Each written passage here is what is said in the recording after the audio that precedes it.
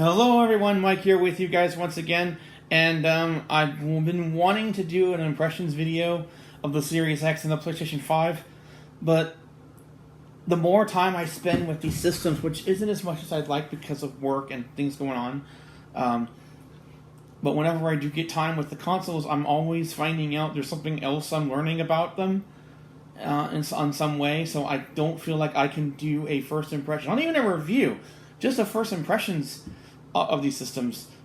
I can't do it justice yet because I don't think that would be fair to the consoles, because I am finding out all these things about them that I keep running into and figuring out and stuff like that. So what I wanted to do was go back to do something I haven't done in a while, and that is collection videos, because I stopped gaming for a long time, which is why you haven't seen a lot of videos from me. There is one system that I did collect, still bought some games for here and there, and that was the Switch, because it was still because the Switch is still Nintendo's relevant console, and so it was easier to get games for it than for systems that are hard to find at the moment. I would like to do a one last PS4 and one last Xbox One game collection, but I'm going to hold off on that for now. I'm more excited about doing a Switch collection, because I've never done a Switch hardware review. This is not software, so there's a lot of games that I own, that I've played, that I will not be talking about here. It's just physical, because I like physical media, and I've never done one for the Switch, and I always wanted to do one for the Switch. So, will I do one for Xbox and PlayStation? Find out. But it'll be a while before I have enough to do anything for next gen. So here we go. We're going to start with this game here. This is... Okay, let me see if I can get away from the glare. Assassin's Creed 3 and Assassin's Creed... I can't see it. It's Assassin's Creed 3 Remastered plus the Vita game, which I can't think of right now. I think it's Liberation, but I'm not sure. But I can't read it, and I don't want to turn the light on because the light on will make things really glary here. I played the beginning of this on PS3 years ago, and Alex had to get me through the stealth parts, and then we both kind of stopped because he didn't want to play as Hatham, and it takes forever to get to the lead, to the main character here, and I can't remember his name at the moment. But this game was not very well received. It looked cool, but it was not well received when it launched. But Assassin's Creed games I never really got into anyway. I sort of just start them and then stop. And they're a dime a dozen. But this is on. I got this because it was like cheap and it was in a sales area where it was like easy to obtain a game.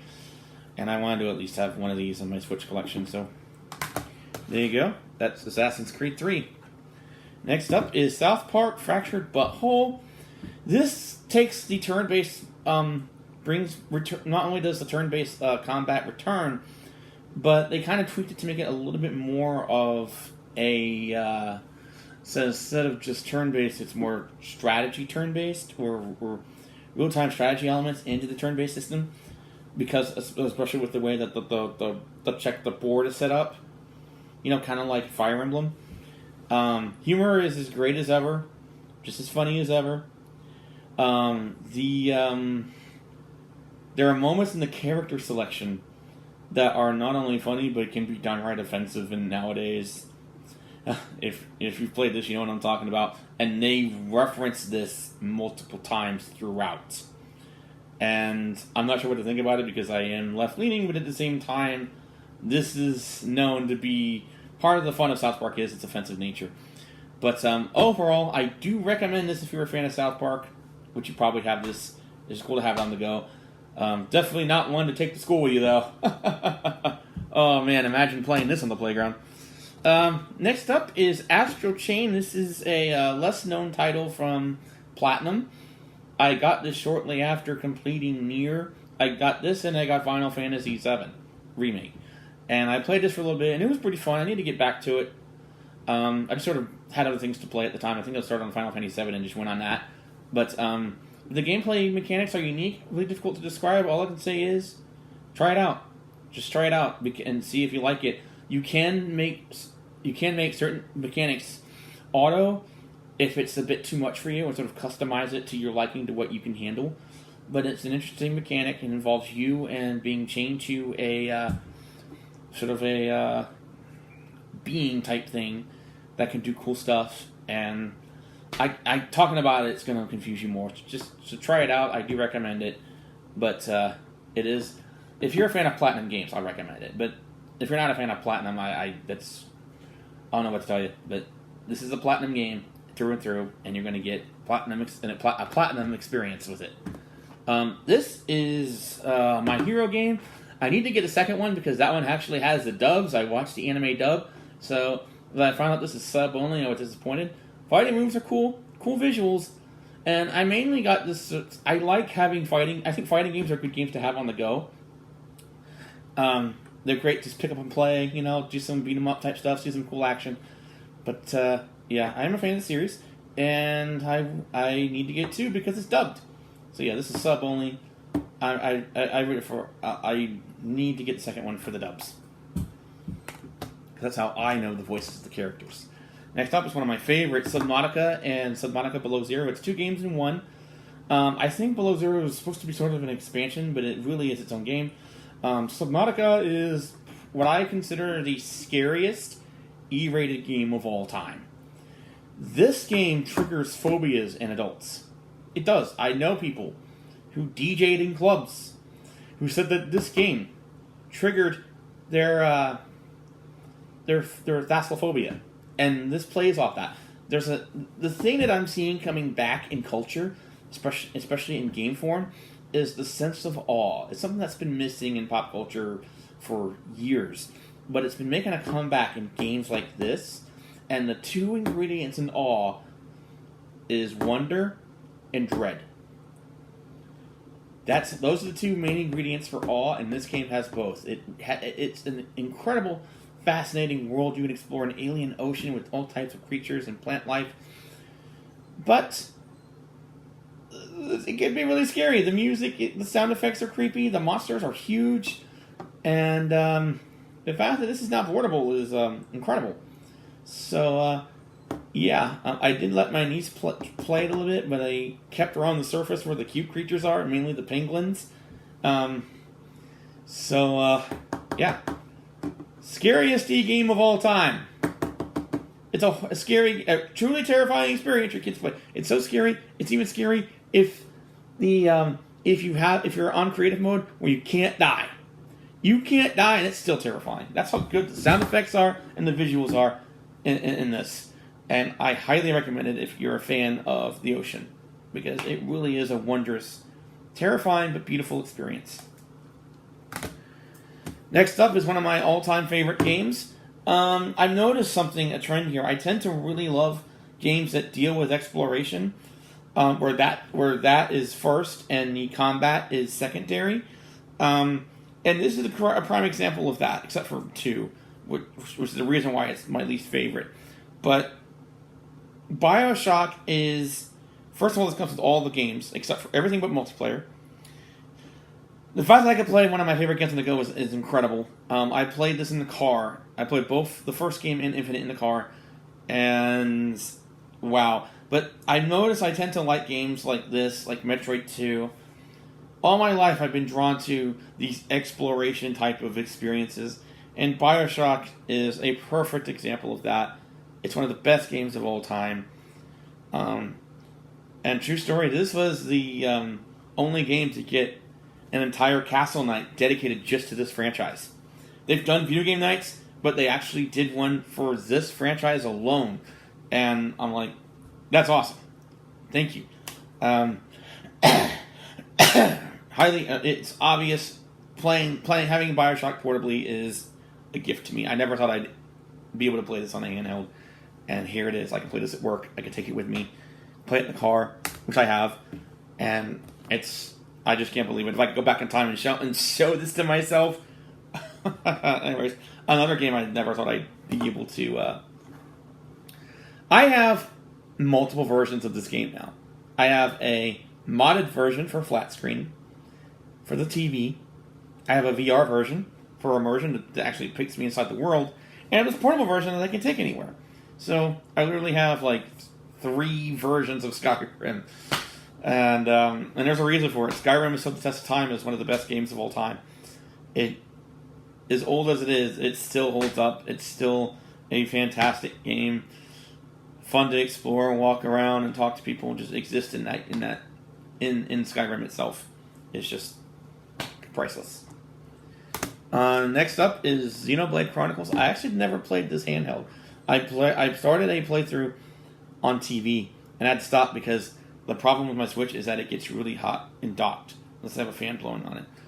I have no problem in portable mode, but on dock mode I have to be careful and limit my time. And I was getting suckered into it. I need to relearn the mechanics because the way that this turn-based is done, it is turn-based, but it's a bit unique in its gameplay mechanics, and I need to kind of relearn that when I go back to this.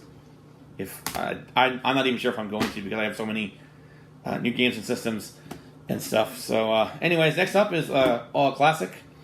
One of my favorite old games growing up, Street Fighter. It's got Street Fighter 2 in it, the original, and it's fun to have it on the go. And tell my younger self, hey, I got Street Fighter 2 on the go. Arcade version. Yeah. Next up is Bayonetta 2. It also comes with Bayonetta 1. I beat Bayonetta 1 on Xbox. I have not beat Bayonetta 2. And the reason I've been hesitant on Bayonetta 2 is QuickTime events. And the reason why on Nintendo is a bit more of an issue is because the buttons, the letters are switched on Nintendo compared to Xbox and PlayStation. And I wish that they would actually base what the actions do on what's it called? I wish they would base the actions based on where the buttons are rather than what the letters are, because that would make things so much simpler. Because it's just too easy to mess up the QuickTime events on a Nintendo console compared to on Xbox or PlayStation. Since this Bayonetta 2 is exclusive to Nintendo, I have to mess up on the QuickTime events. Otherwise, gameplay mechanics so far were similar to Bayonetta 1, and that's not a bad thing. Next up is Splatoon 2. Never played Splatoon 1 because I never had a Wii U, but I did mess around with this a little bit. It is one of the most unique multiplayer experiences out there, because you're not really killing people, you're painting the walls. You're painting the environment. And it's not even about how many hits you get against other players.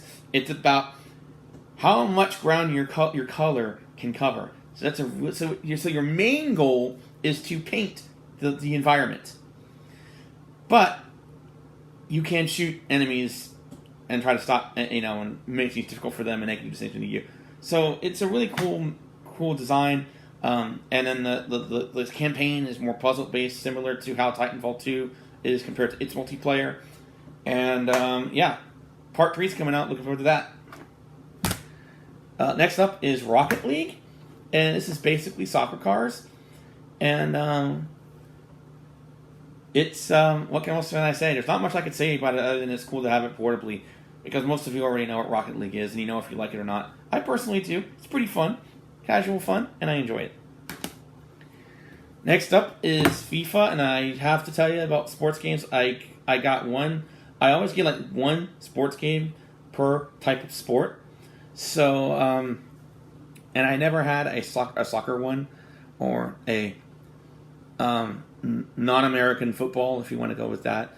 So when I had a Switch, I was like, okay, I'll get a FIFA game. It's that simple. And I don't even play them. I just watch the CPU play itself, because I'm a nerd like that. Next up is Pokemon. Is it Arceus or Acerus? I don't know. But it's the latest Pokemon game that has come out. People have praised this game. I didn't think I was going to like it as much, but I gave it a shot. And so far, it really sucked. It was sucking me in when I was playing it. And, I'm not a big Pokemon player, but this made me like the franchise more than it gave me an interest in the franchise I didn't have before. And that's a credit to this. Plus, it's only one. You don't have to buy two to get everything. And it's really well done gameplay mechanics. So I guess the cartridge is telling me to move on to the next one. It's like, I'm done. Okay. The other Pokemon game I have is Pokken Tournament. And it's basically a Pokemon fighting game. Cool idea. And it works pretty well. A little different than I thought it would be, but it still works. Next up is Burnout Paradise, classic racing game. The first time I played it was on Switch, so that's unique for me. Most people played it on console first. Next up is Borderlands. I have Borderlands 1 on Xbox. Have Borderlands 2 for PSVR, which is an experience in and of itself, and the aim support and everything. And I have all of them here on the Switch, on the handheld. And I remember I was playing with the Pro Controller with the on tabletop, where I had the Switch, sitting on the table upright, and I kind of enjoyed it. I actually kind of enjoyed it more outside of VR, of course. It just seemed to be this casual thing where I just go around and did stuff, and it was pretty nice.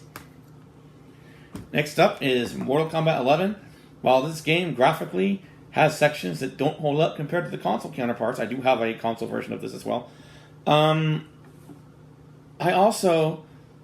the fact that this game can run at 60 FPS when you're playing the actual game itself, it doesn't look bad when you're playing the game itself. It's a downgrade, but it still looks good. The gameplay when you're doing the fighting. And the fact that it's 60 FPS is kind of impressive. I actually played this in the car. I know, right? Next up is a game I thought would never be on Switch. The Witcher 3. Total 8th-gen, major 8th-gen game. Very demanding one. I played this in the car. I'm actually ahead in this version than I am on the Xbox version. And yeah, this is one of those RPGs that suck you in. Next up is a game I beat on PS3 years ago, L.A. Noire. It was one of my favorite games I played on the PS3. And it's cool to have it handheld. Next up is Doom. And I played it for a little bit and then stopped. It's just cool to have it on handheld. The Xbox version is definitely better because 60 FPS really matters with a game like this. But still, the fact that it's portable is pretty neat. Next is Dragon Ball Fighterz. At the time I got this, I didn't really have a lot of anime fighting games, and this was available, so I picked it up. I do enjoy the Dragon Ball Super Show, just so you know. Next up is a game that I gave my friend who did not like it. She's a Harvest Moon fan, and she just didn't have the patience to wait. So she gave it to me, and now I have it. It's Animal Crossing. And next up is Fire Emblem Three Houses, and the gameplay, the real-time strategy aspect is a bit confusing for me because I'm limited to where I can go and when I can fight, and it really throws me off, especially when I can fight. Because there are times I want to move a character to a certain place, and I find out that I cannot attack there, and it really messes me up. I do like the fact that you can explore the school and get to know your students. The fact that you're a teacher, I mean, come on. That is the cool aspect of it, and I look forward to playing that part. Next up is Persona 5 Strikers. I have this game, but I have not started it yet because I still need to finish Persona 5 first. So, yeah. I was really enjoying Persona 5, and I stopped playing it. I really need to get back to it because Persona 5 I hear a lot of great things about, and I really did enjoy the amount of 5 that I played so far. Next up is Legend of Zelda Breath of the Wild True Story. I was at GameStop, and I tried this out for the first time at a GameStop, and I just planned to play like a few minutes of it, and it was difficult for me to put down. So that pretty much tells you everything you need to know about this game. Yes. Next up is Ghostbusters, a video game. I have not played this version yet. I do have this. I have played it on the 360, and it's kind of cool, but in the game, play mechanics are a bit unique and a bit of a learning curve. But there's a reason for that. You know, it does make you feel like you're a Ghostbuster, and the fact that you got the original cast there, all four of them, and the same writing team. This is Ghostbusters 3. I know Afterlife exists, and this is no longer canon, but I still consider it the end to the original trilogy, despite the fact that it's no longer canon. Next up is Outer Worlds. I waited to pick this up because I really enjoyed the Xbox version, but I waited to get this one because it was having issues on the Switch, so I waited for enough updates to come out for them to patch it. They patched it, I tried it out, and I am surprised by how well it runs now. So if you've been on the fence waiting for this to be fixed, pick this up now. It's probably cheaper now too. Maybe, I don't know, Switch doesn't really lower their prices very much. But anyways, Tony Hawk Pro Skater 1 and 2. Classic punk rock game. I liked the reason I got into this franchise is because I'm a fan of punk. So having my favorite punk bands from the 90s in it was a major plus, and now it's portable. And that's awesome. That is so awesome that this is now a portable thing. I have it on Xbox as well.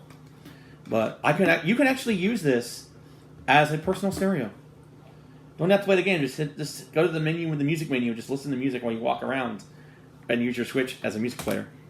You can do that. Next up is Super Mario 3D All Stars. It comes with Super Mario 64, Sunshine, and Galaxy 1. No Galaxy 2. But this is the first. I think this may have been the first time I actually played 64. Was on this. I have not tried Galaxy or Sunshine yet, though. But I did try 64. It sucks that they made this limited physically. It may have been limited digitally too, but because this is the game that needs to be forever in a Nintendo fan's collection. We're going to go to a lot of Mario games now at this point, because I do organize things. Next up is Super Mario Maker 2. You can create your own Mario games. Since I love easy games, I just make the games. I just make a level where I just walk and there's no enemies, and I just plow right through. Yes, right, I'm not much of a wimp. And this game lets me do that. It's so awesome. Anyways, next up is Super Smash Brothers. The thing that disappointed me about Smash Brothers is the fact that you can die at any moment without warning. I don't like that. It never happens in PlayStation All-Stars, which I played before this, but I do love that there's a fighting game that has all these different characters in it. Even characters that aren't even on Nintendo systems. Franchises are, but not the characters. But yeah, this is the ultimate, literally the ultimate Smash Brothers game. Next up is Super Mario Odyssey. I'm stuck on this because I don't have enough stars and I don't want to get an amiibo. Which is a shame because I was enjoying it up until that point. Super Mario 3D World comes with Bowser's Fury. I was pleasantly surprised by how much this plays like Super Mario Land 2 on the Game Boy. It felt very much like playing that, despite the fact that it looks nothing like it. Just easily accessible, fun platforming, creative. It's a charmer. It really is. If you haven't played Mario 3D World, definitely do yourself a favor and pick it up. Mario Kart 8, pretty fun, especially if you got friends that are into this. Blue Shell Rage, people. Yeah, and this is already a ride, and it's gonna be a ride in other places. So stick around for that. And finally, Mario Rabbids 3D Battle. It's XCOM with bunnies. What more can I say? A little too difficult for me because RTS is too difficult for me because I'm not used to. I haven't played that many of them. But if you know what you're doing, it can be pretty fun. But still, the fact that there's bunnies in it, yay! Bugs, bunny moment, fun moment. Anyways, that's all I got all I have for you right now. I do have some commentary videos I want to do in the future as well, and I hope that I will be ready for an impressions video of the new consoles. Who knows when that'll be, but like I said, I am spending time with them when I can, and I keep learning new things as I play with them. So that's all I got for you guys today. I will see you next time. Bye.